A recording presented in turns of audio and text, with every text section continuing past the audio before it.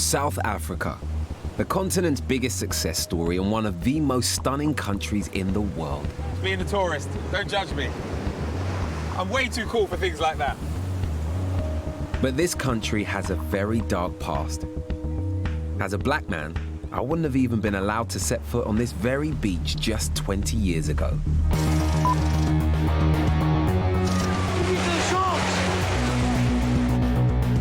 For over a century, a white supremacist government controlled the nation and brutally oppressed black people. They've got no education. They've only just come down from the trees. This system of racial separation was called apartheid and was only abolished in 1994 when Nelson Mandela and the ANC came to power. Today marks the dawn of our freedom.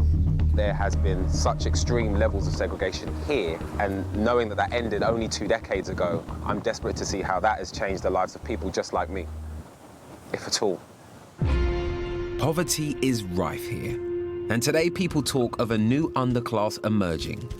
It's not black people. That's the way to do it. But white. I can't imagine anything worse than waking up in there. We are going to take that belongs to us. With years of hatred to overcome. They're gonna kill us. And both sides still playing the race card. Most white people learned black people the things they know today. I want to find out what life is like for the young white South Africans. Some of them now are very racist. Who think they are now bottom of the pile. It's not a place to live here, not for the children. If you are black, you're better off. If I was a white guy, that would piss me off. And discover whether the nation will ever move on from its tortured past. Stupid, man. We will never agree. Never. That's why the world is a fuck-up.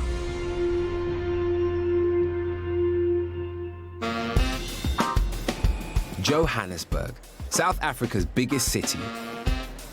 20 years on from apartheid, some people claim that this country is still governed by racist policies. Only this time, they say it's white people, not black people, being oppressed.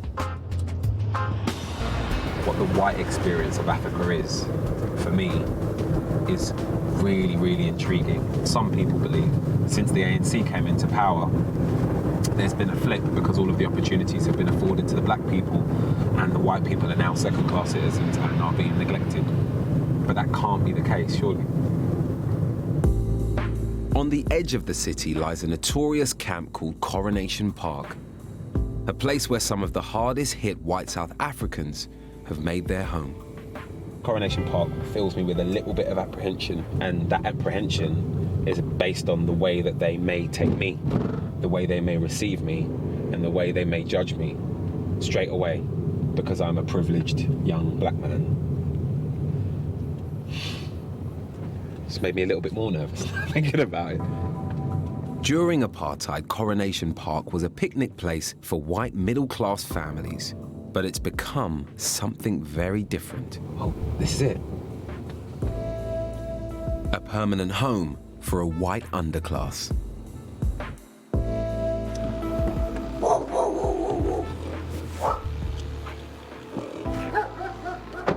It's a camp in the middle of a park. They're living in a rough trailer park.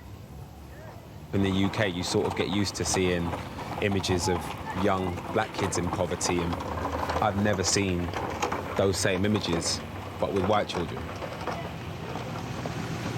I'm really thrown by that. Outsiders aren't generally welcome. All new arrivals need permission to be here from the camp leader, Irene, who's lived here for 8 years. She's agreed to let me stay. To see white people in South Africa barefoot in a settlement in a park, that's blowing my mind. Yeah. Because that is not what we see across the pond. I mean, we don't see that in Europe. What's the common thread? What normally brings people here? I don't know. I think because they lost everything, there's no jobs for the white people. Did understand me? I'm not racist, or there's no jobs for our white people. You want paycheck away from this place because something can happen to you and you will end up here. The settlement sort of stretches all the way down. Can we have a little look? Do you mind taking me around? Yeah, sure. I will take you around and you can check. Coronation Park. It's like a white squatter camp. Yep. It's like you can stay here and we will look after you. Do they build their own shacks? Do they have to pay to be here? No, they don't pay to be here. That's literally a shed. Is that someone living this? In the back of it, yeah. Wow. How many people are there in Coronation Park? 287. Hello. We're running on generators. We haven't got power yet. With no proper sanitation and dozens of stray animals roaming around, health is a real concern. The government has repeatedly tried to shut the camp down as new people arrive all the time.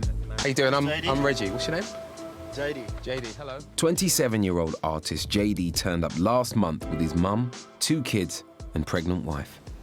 That's absolutely beautiful. That's what I do. I travel the whole country, painting and drawing all over the place. So where have you come from? Originally from Cape Town. How have you ended up here in Coronation Park? I've been hit by life, you know? Hit to my knees. You know, it's difficult for white folks these days. It really is. We don't have the ball in our court anymore. We are not the chosen ones, if you want to put it that way, and it's the truth. Most white South Africans are descended from Dutch settlers and called Afrikaners. During apartheid, they saw themselves as a superior race. We cannot mix with the lower nations unless they are cultivated. Given the best jobs and education, creating a super wealthy white elite. In 1990, everything changed. The leader of the black resistance, Nelson Mandela, was released from prison.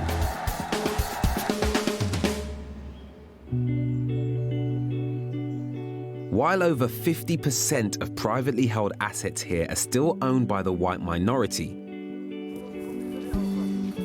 Afrikaner charities believe a new underclass has formed, with many living in settlements just like this one. Where should I put my tent? Where's a good place to pitch up?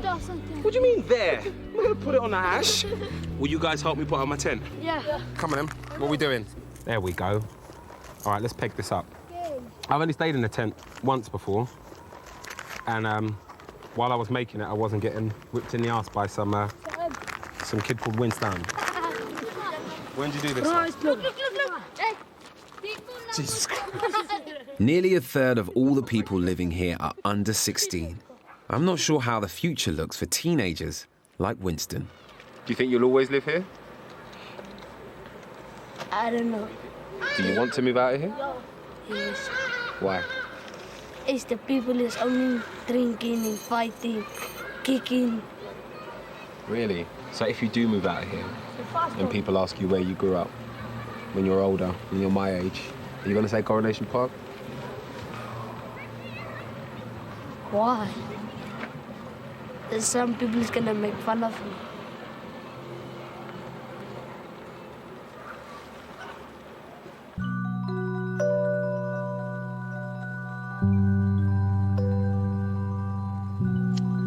Are you going to look after me and give me some sandwiches and tea before bed? No, I'll give you some food. Can I help out?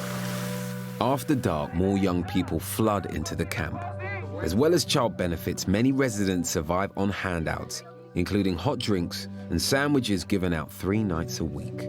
You ask them how much coffee they want. Say, hoeveel? Hoeveel? Koffie Koffie. drink jy? Drink jij? That's Koffie of tea?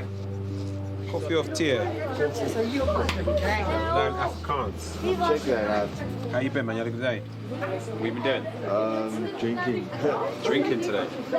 Eases the pain.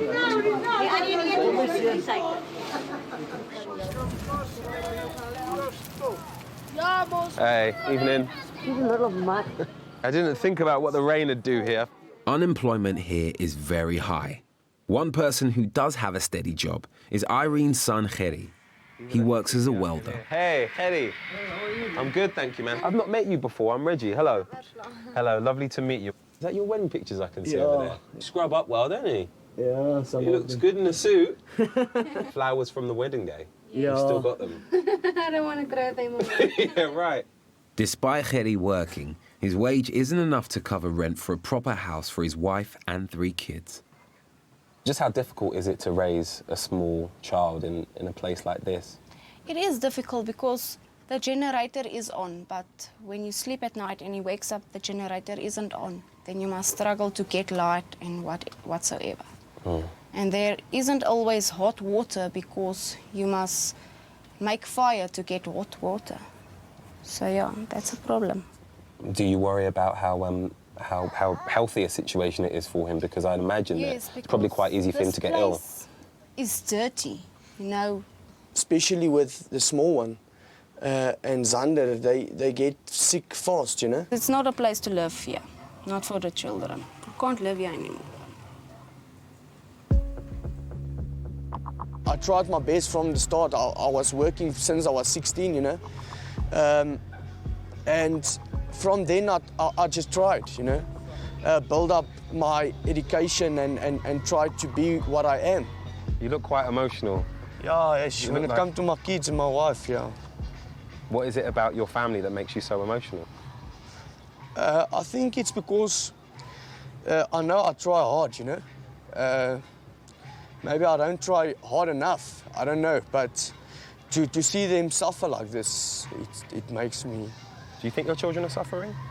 Well, they don't have the life what I want for them, you know, and I think that for them is suffering, you know.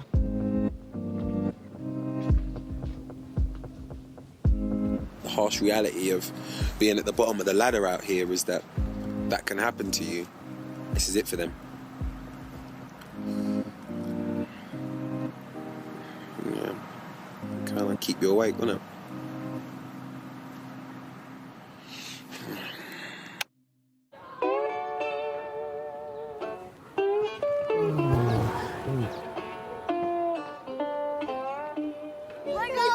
Oh, God. What's wrong with you, like? What's this? Come out! And do what?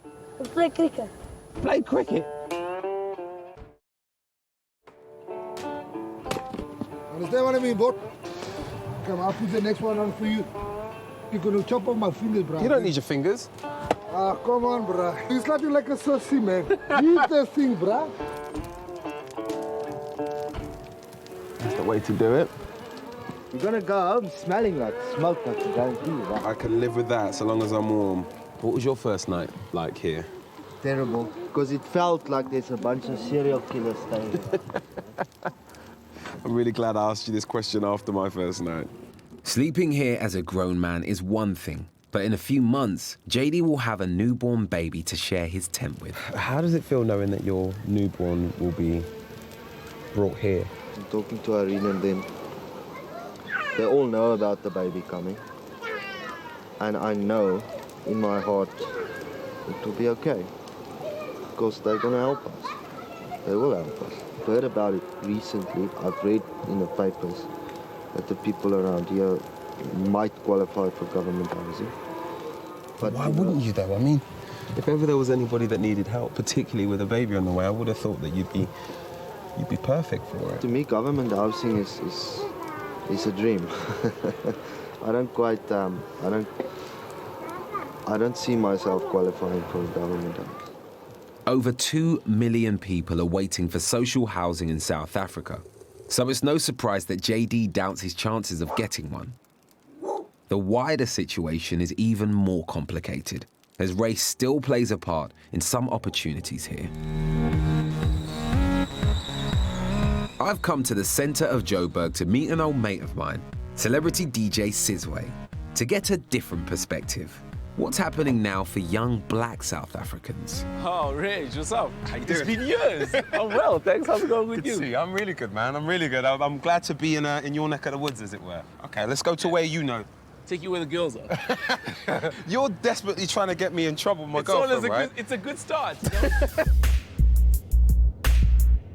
Sizwe is what's known here as a black diamond, a young black guy with a very healthy bank balance.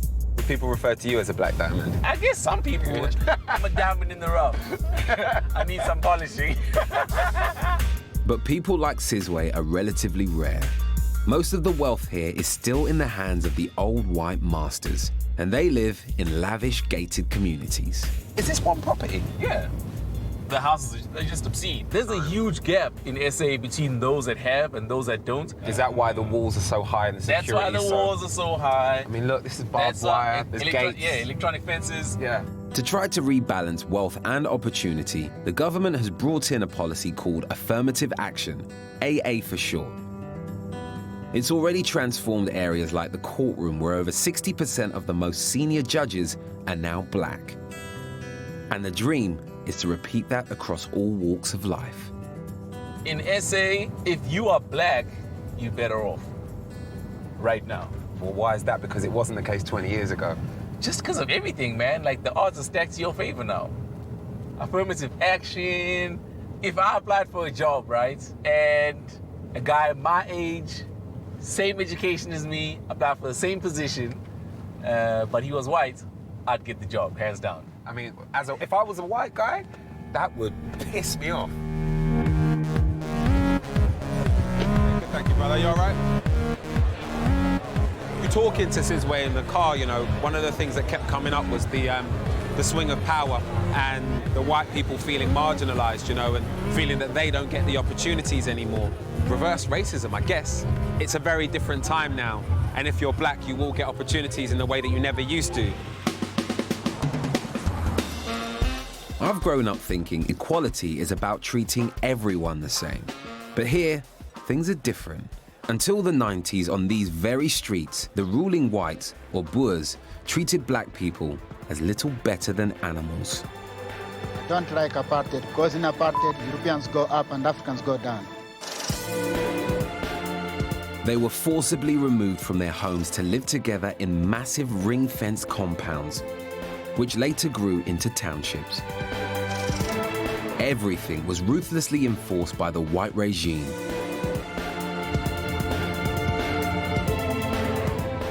I want to find out what it was like living under white rule on these streets. So I've come to meet 28-year-old Colin. He grew up in Alexandra, a township still full of black people, many living in poverty. As a kid, you were actually, well, I guess, old enough at 7 or 8 to remember. Between that age, yes. Yeah, to remember some of the things that happened during apartheid. What sticks out in your mind during that era? I remember when we called them the yellow vans. It was the police state vans. Immediately you see that yellow van, you knew you had to run to save your life, because you never knew what would be predicted from the police or the state police. Because at times they would just literally stop to beat you up or not want you to congregate in the streets in groups. And even today, you know, police are not the most likable people in the townships, for example, for that matter. People see a police van, they see their enemy. In the mind of somebody like myself from the UK, when we think of segregation, the first thing that comes to mind is the US in the 60s and the struggles of black people in America. But this was going on in the 90s. In the 90s, yes. It's so hard to get your head around. That's unbelievable. I mean, the last time it happened, it is 1994, which sounds like yesterday. Black people who broke the apartheid laws were sent to prisons like this one, called the Old Fort. Nelson Mandela was incarcerated here whilst awaiting trial. The only time you would find white wardens in this section, it is when they came to render humiliation towards the black prisoners. They would perform a strip search dance called the Tausa dance. Strip search dance? What was the dance? The dance stipulated you strip naked, you spread your legs, you spread your arms, clap the hands above the head, leap in the air making a clicking sound, stretch your legs, and if no object had fallen down, then the authorities would go in an extent of inserting a finger or a torch inside their rectums to see if there's nothing hidden. It was alleged that a torch. Men and women? Men and women, yes. Wow. The most severe punishments were reserved for those who fought to change the system. These freedom fighters were kept in solitary confinement as a warning to others. Political leaders were sent here. It was the most severe form of punishment. Lying down flat on the ground, you feel like you're lying down in a grave. So there weren't beds in here, there weren't a desk, there weren't chairs. There weren't beds, no chairs. On the floor. They were locked up here for 23 hours and only released for an hour of the day.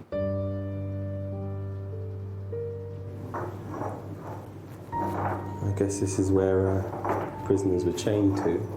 It's amazing to think South Africa has gone from official government brutality towards black people to affirmative action, from just my parents' generation to mine. There's been so much injustice here that the anger is still so fresh. And just putting my mum's face to this environment makes me angry. And that's just imagining it, not living it. On face value, it's bang out of order that white people aren't being given the same opportunities as black people. But when you think about how long it's been weighed in the favor of the minority, you can understand why it's been put in place. I'm not saying that I agree with it, but what I am saying is I get why so many people are still angry and why they think that it is imperative that it's in place. Although black and white South Africans now enjoy all the same freedoms, Statistics South Africa claims that nearly 16 million black people still live in poverty here. On that level, extra help for them makes sense. I'm holding the bat the right way, it's a good start. But I'm not sure where that leaves the squatters in Coronation Park. I can't help wondering what people like Irene make of it, after being part of the privileged minority for years. Do you think that it's fair? Do you think it's right? I think, yeah. You do? You know what? You know what? If that's what I say, and I say it today, if our fathers and our fathers treated black people like normal people and didn't let them work like slaves and treat them like dogs, maybe it would be different today. That's the way it's life. Because it's time now for us to pay for what our fathers did. And there's nothing you can do about that. Irene strikes me as being resigned to her fate, but her son Reggie is desperate to get his family out of here. Your mum said that she thinks it's almost a little bit like a balance now. It's almost more fair for the black people. Do you agree with that or disagree? I think that's bullshit. 20 years ago, I still had fuck all. So now I've got nothing. Now they think it's balanced out. What happened years ago with the black people and the white people was nothing to do with me. I wasn't there. I didn't fight the battles with the white people and the black people. So you're saying your generation have done nothing to deserve this? Is that how you feel? Yeah, that's how I feel. Most white people learned black people the things they know today, especially in my company as well. And at the end, they walk out, get a better job with my knowledge, and we sit in the shithole where we are today. But they feel marginalised. They feel that they're still suffering from the people that caused the apartheid, you know? The time when it was like the Boere, when they call themselves Boere, had the country in their hands. There was more food in our country, more job opportunities. That was also the apartheid though, right? When the Boer were in charge. Yeah, but So they still the black people had jobs and they were still... But had no rights though. Yeah, they didn't have rights. But even though white people, what rights do we have? No, but then at that time, it wasn't anything like now. Yeah, it wasn't. I can't say because I wasn't there. It's a black government, it's a black country. They don't want white people here. That's what I think. Some of the stuff that he said made my blood boil. I don't agree with his views, but he wants a better life for his son and he feels that the way things are, that's just not going to happen. Being in this and this being your world in its entirety, I understand why you might feel that way.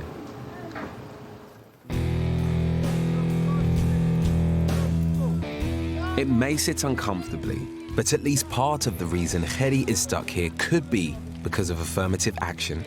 And if it continues, I worry that Coronation Park could keep growing, creating more race resentment for young people in South Africa. It's mad how different this place is in the dark, isn't it? I just think it's a bit more intimidating, because you just don't know where you are, what's around, and what you're walking into, you know? Definitely is a different vibe here. Hey, guys. Hi. But for the true camp experience, you have to sit in the stump. There's a very dangerous spider around you. In Afrikaans, you call it a sakspinnekel. Yeah. That thing can kill you.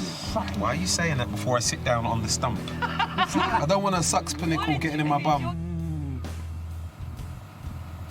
The way things are set up here, there are so many hurdles for you to get back to where you were. There are things in the way that aren't your fault. and that just makes me angry. I can't really say it's not my fault. I ended up here for a reason. Nobody comes in here just because the country's screwed up. Nobody comes in here like that. They come in here because they screwed up. Can't blame everything on the system. No, that's the first time I've heard ownership since I've been here. Ownership. It's the first time I've heard ownership. Even a rich guy can find himself here in 2 weeks. Ask me. I've lost everything. I lived a dream. I was a rock star. Oh, in my head I still am. I used to sign boobs for a living, you know? And I had a selfish life, but I lived the dream. And everything that went along with it, I had. And I lost it in a couple of days. Just a few years ago, JD was living in his own house with a pool. But since his music career ended, he struggled to find his feet in modern South Africa and has been moving with his mum from place to place. This camp is full of people who've left their homes but don't know where they'll end up. Coronation Park isn't the only place that poor whites are squatting. Local newspapers report there are now over 80 camps dotted around Pretoria. This was once the spiritual homeland of the Afrikaner nation. But in modern South Africa, the idea of a nation where white people are in charge clearly has no future. It's not like a block of flats in its most traditional sense. But it definitely looks run down. There seems to be both black and white here as well. This settlement is an abandoned care home. As well as the poor Afrikaners, it's home to lots of recent black immigrants from all over the continent. Black or white, this place really does feel like the end of the line.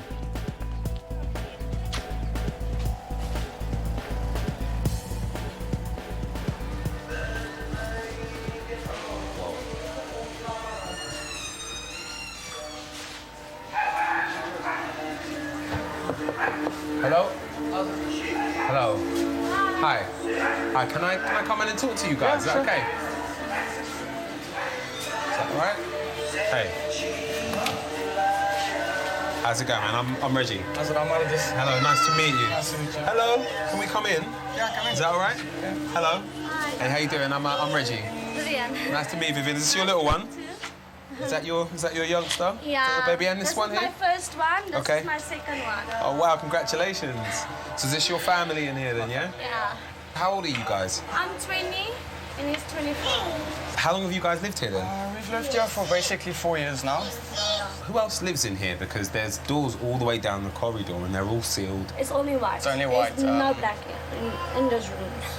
There's 3 or 4 other buildings here. Do the blacks sort of keep to themselves? Yeah. Most of the time. Most of the time, yeah. Why do you think that is? Some of them are very racist.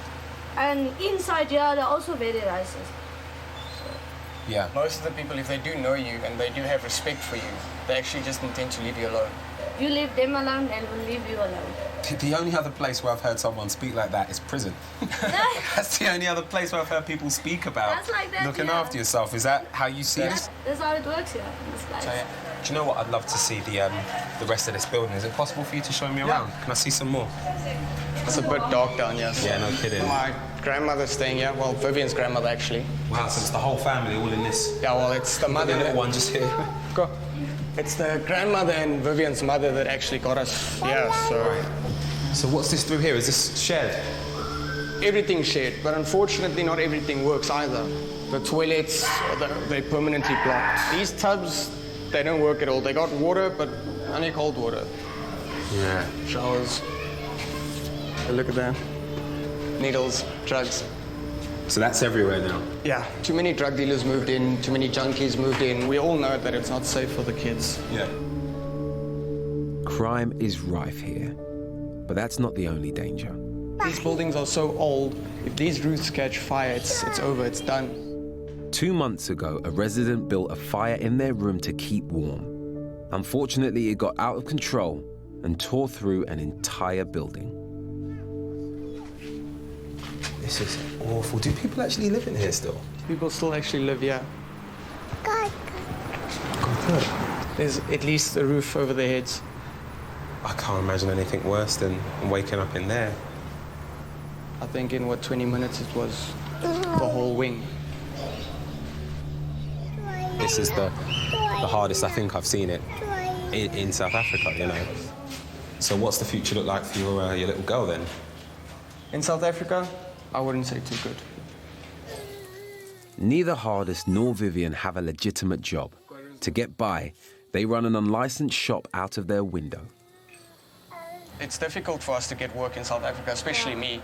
When I just moved into Pretoria 2010, I had 60 CVs that I actually gave out, resumes that I gave out to places, and it's difficult to find work in South Africa. Not even one says, I'm gonna call you back. Nothing. Why do you think it's so hard? Working class are racist as well. Not racist. You need more black employment than whites. Yeah. It's how they work. If your skin color is not correct, unfortunately, you're not going to get it. And this is at quarters vanaand my back here. With no job, the family lives hand to mouth. So tonight's dinner depends on the little money the shop makes, which today was nothing. Unfortunately, there's no money to buy anything tonight, but I've still got some macaroni left and soup, so that's what we'll be eating tonight. Macaroni and soup. That's what you have here, yeah? That's what I have here for now.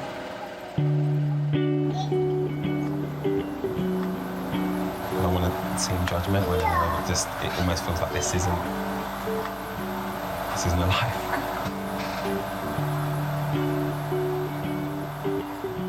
Like anyone, I find it hard to witness poverty. But here in South Africa, it is very common. Their Institute of Race Relations claims a staggering 45% of black South Africans also live below the breadline. But that doesn't make the plight of poor whites any easier to stomach. I can hear some music playing. Who's playing that music? All the rich people. What? Do the rich guys come round here and park up their cars, play music and hang out? You know? When I was like these people, I was exactly the same way. Can you believe it's two different worlds? Can you believe it? Huh? See. Can I be completely honest with you? Yes. When you spoke about rich people, in my head I had white people. Yeah, not at all, eh? They're all black guys. They're all black guys. Look at those people there. Most of them are young people. So they're getting what they deserve now. Fairness. Is this fair? Their moms and dads wasn't treated this way. They wouldn't have been allowed to come in here. So them enjoying their freedom, there's nothing wrong with that. You should go and ask them what they think about Coronation Park. And you'll get your answer. I'm gonna do that now.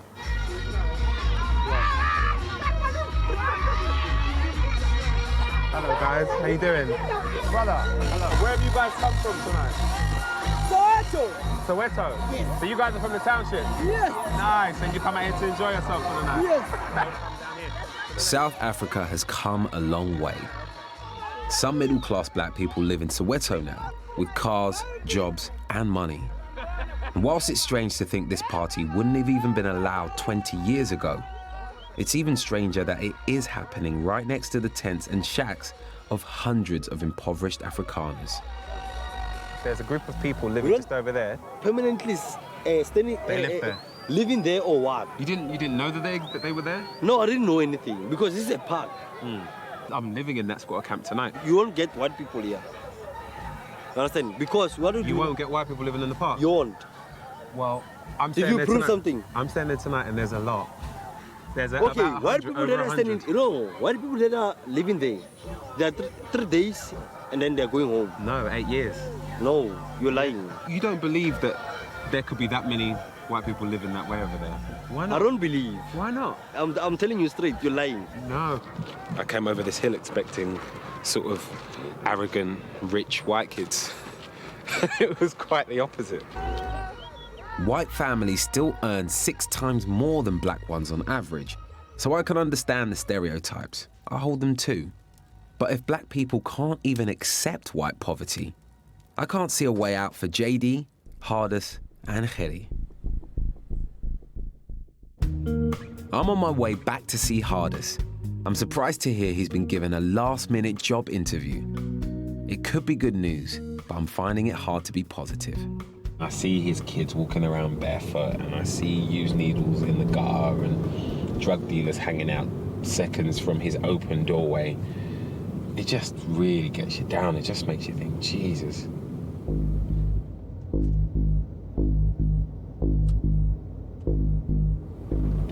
Well, that's interesting. There are police. Wow. Lots of police.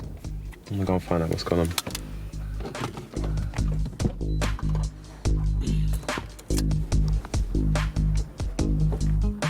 Excuse me, officer.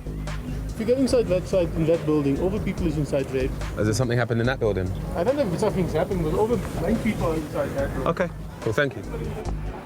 Something's going on.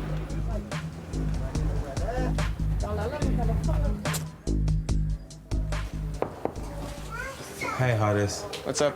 You alright, man? Yeah. So what's happening? Bring a few keys. They're busy doing a raid. For drug dealing? Drugs, cigarettes. If you got a shop, if they find any cigarettes on you, they're going to confiscate it. What are you guys then, man? Well, luckily, I'm a smoker, so I'm just going to say I smoke it. Vivian, I noticed that your shop signs come down. So if they'd seen the sign, what would have happened? They will search the room. If they find anything, they will lock me up. Or they will give me a fine. Vivian and Hardis have been lucky. But escaping arrest isn't how I choose to prepare for a job interview.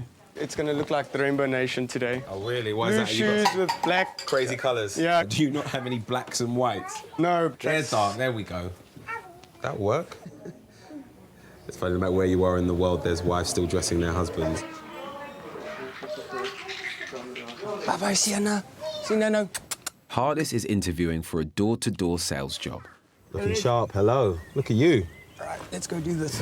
It's a massive opportunity that doesn't come around very often. I applied for this job 2 years ago.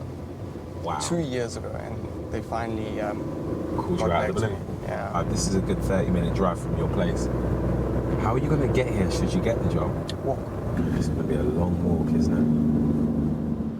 it? Get those nerves. You'll be fine. Sort it out. You'll be fine. So what's the situation with AA?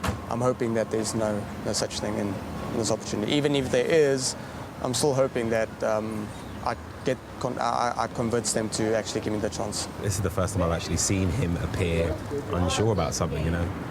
In any scenario, you'd sort of understand, but in this one, there's so much more on his shoulders, you know. It's not just someone trying to get a job to earn some money to pay for their satellite subscription. I really hope Hardis can get his dream job, but competition is tough. This is just the first of 3 interviews he'll have to ace to stand a chance. Even if he does succeed, his ultimate goal is not just to leave his home, but to take his family out of South Africa.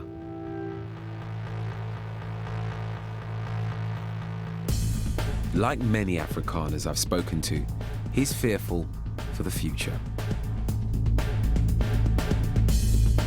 I've come to a rally for a popular movement called EFF that's taking South Africa's poor black youth by storm. The Red Berets think affirmative action hasn't gone far enough. They're demanding more extreme measures to help black people out of poverty, like taking back farmland and nationalizing lucrative mines. We are going to take that belongs to us. They've become controversial for singing an apartheid rebellion song, Shoot the Boer, Kill the Farmer. Viva EFF, viva! From old women to little kids, they're all screaming, Viva EFF. Just because there's now a black government doesn't mean poor black Africans aren't still suffering or angry. We're going on 20 years of so-called independence. I'm only free to sit next to a white person on a bus. But I got no income, I got no money. I cannot buy anything for my children. My children just watch life going by. Talking to people like Hardis, you sort of get an idea that he feels like he's not part of what's happening in South Africa. is no different to the people here. You know, they feel just as marginalised, just as not listened to, and just as ignored. You know? People here want change, and there's a militancy in the air. Look at that, look, it's mad. When their Commander-in-Chief, Julius Malema, turns up, he gets a welcome that David Cameron could only dream of. We might be able to talk to him.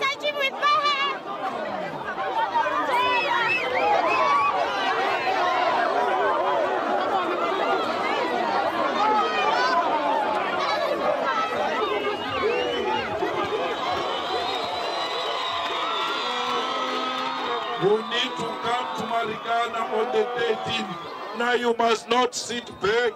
Come on, sir. Who loves guitar? Hello, yeah. Kiss the boy, the farmer. Kiss the boy, the farmer.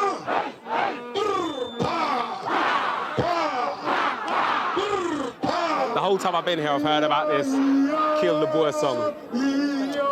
Clearly, Malema has become hip to that because, you know, it's something that's really sensitive to the Boer and Afrikaans population out here. He's now changed the words of the song to Kiss the Boer. The funny thing is, that's quickly followed by people going pow pow. Different words, pretty much the same meaning, you know?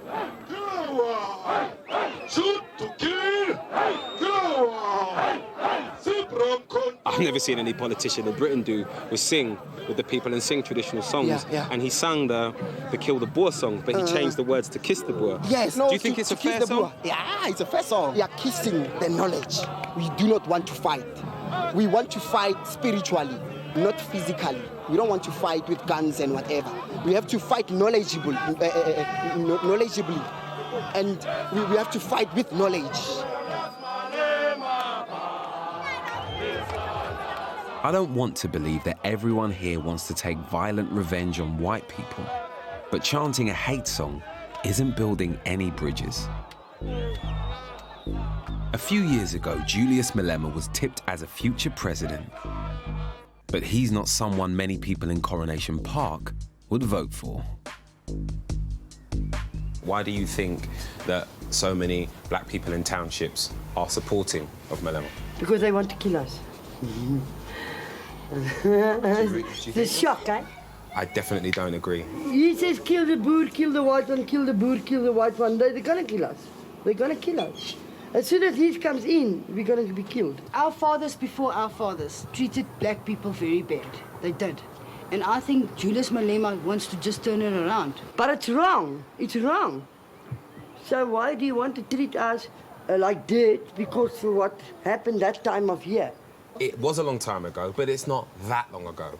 The fact that people are still alive who remember apartheid is a problem. The fact that there are still people who are holding on to feelings from that era is a problem. And that is why there are some people, not all people, some people who feel a level of resentment and why there is anger between blacks and whites. Vergeven.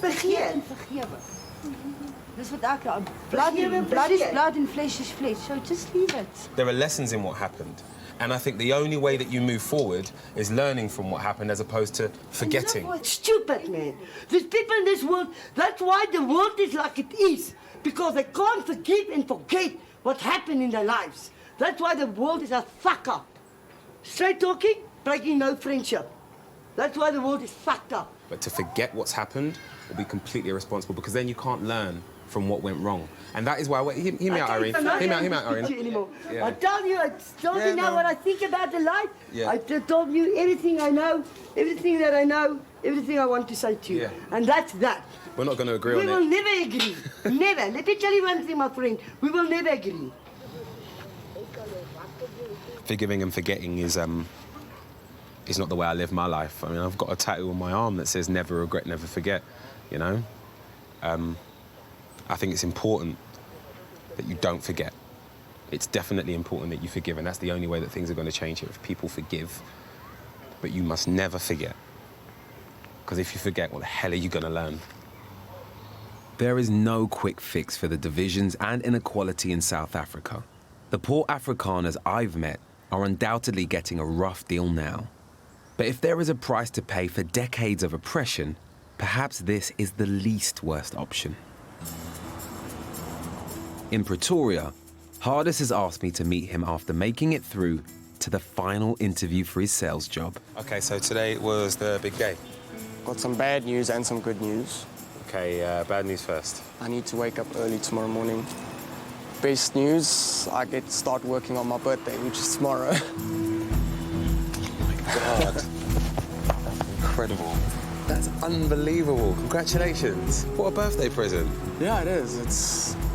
I really didn't expect this. What does this mean for you and your family then? Better life, which is what I've been hoping for, what I've been dreaming for. Yeah. Does Vivian know yet? No. Kwart voor 7 obvious. Hallo, Gogo.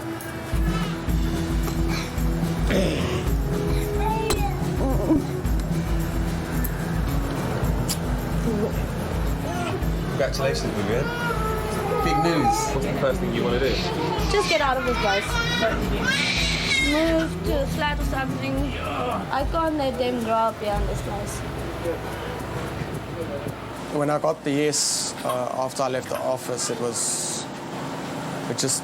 felt like I was taking a huge load of stuff just off my shoulders. So it's a big change for me. I'm still gonna make it, I'm still gonna do it. It's been a pleasure meeting you. Take care. Best of luck, okay? Okay, thank you. Take care. See you later, little man. Bye. See you later. She wants to give you a hug. Oh, do I get a hug? Yeah. Little monkey. See you later.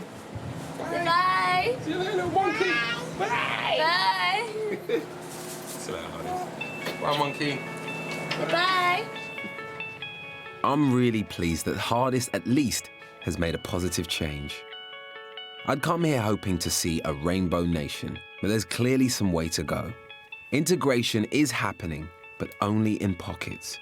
And I'm surprised it's the poor Afrikaners who feel they don't belong in South Africa anymore.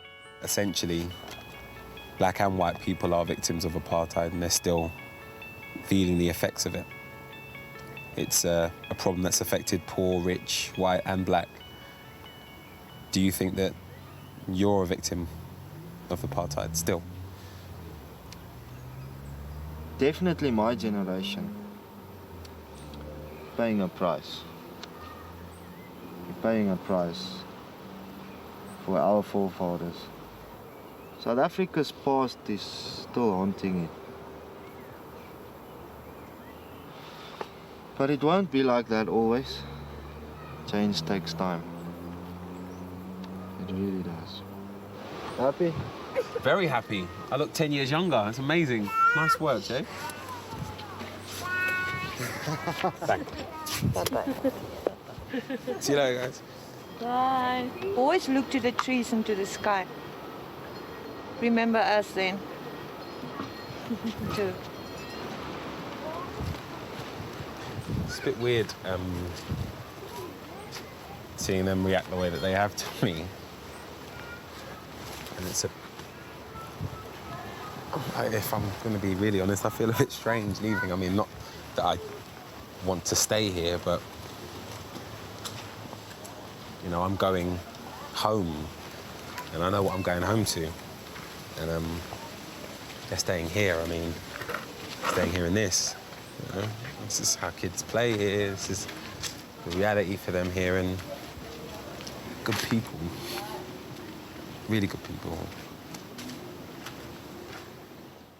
My time in Coronation Park and Joburg has come to an end. The people I've been living with are in a very difficult position, but they still have made me very welcome, and that's important. Thank you so much. Okay. Take care, okay? I will. During the years of apartheid, I wouldn't have even been allowed to step foot in this park. And that is progress, at least for me.